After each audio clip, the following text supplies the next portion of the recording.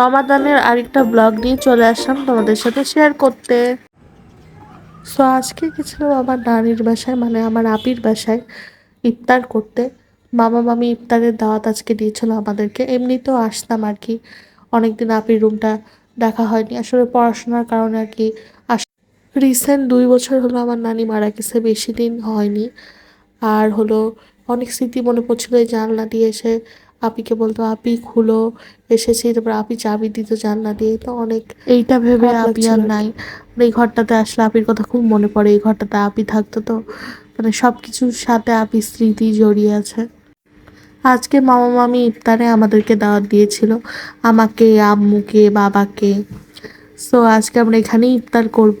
So আমি এখানে এসে বসেছি, আর আমার কাছে জানি না ঘুম আসছিল খুব, মানে এত সুন্দর এই আপির ঘরের ফ্যানটা মানে জোরে চলছিল, তো খুব ঠান্ডা ঠান্ডা লাগছিল, তো ওই জন্য ঘুম আসছিল।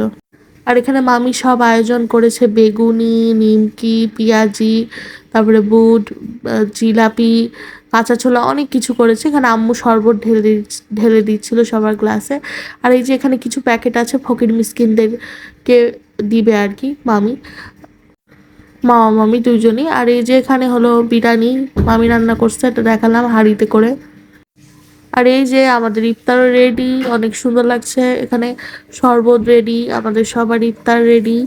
আমরা এখন সবাই মিলে ইফতারে বসে যাব আর কি। তো এই যে এটা হলো আপির ঘরটা, দেখিয়ে দিচ্ছে অনেক বড় রুম। আর আম্মু ওই যে বসে আছে খাটে, এখানে ওই জায়গাটা আসলে আপি মাথা দিয়ে শুয়ে থাকতো, ওই জন্য আম্মু বসে বসে আপির কথা মনে করছিল। আর এই যে এটা আমার সব থেকে ভালো লাগে, কাবা শরীফ, শরীফ আর কি। এখানে কাবা শরীফের ওয়ালপেপারের মতো আর কি করা আছে, এটাকে কি বলে আমি আসলে জানি না। যাই হোক ওরকম টাইপের টাইলস দিয়ে করা আছে, ওটা আমার খুব ভালো লাগে। আর এই যে এখানে ইফতার নিয়ে বসে গেছি, এটা আমার, ওটা আম্মুর। শরবতের গ্লাস, মুড়ি, কলা, অনেক কিছু ইফতারে আছে, ছোলা, কাঁচা ছোলা, তরমুজ, পেঁয়াজি, বেগুনি, খেজুর, জিলাপি, নিমকি, আর ট্যাং, আর হলো বিরিয়ানি একটু পরে খাবো। বিরিয়ানি খাওয়ার সময় যদিও ভিডিও নেওয়া হয়নি, কারণ আমরা হলো আমি একটুখানি বিরিয়ানি খাইছি, আমার এত ঘুম আসছিল, ক্লান্ত লাগছিল, একটু বিরিয়ানি খাইছি। আর হলো মামি আমাদেরকে বিরিয়ানি দিয়ে দিয়েছিল আমাদের তিনজনের জন্য, আমার বাবার জন্য, আম্মুর জন্য। তো ওটা আবার পরে রাত্রে খেয়েছিলাম, তো ওটার ভিডিও করা হয়নি, বাসায় গিয়ে খেয়েছিলাম। আর এখানে আমি একটু খেয়ে গেছিলাম গরম গরম।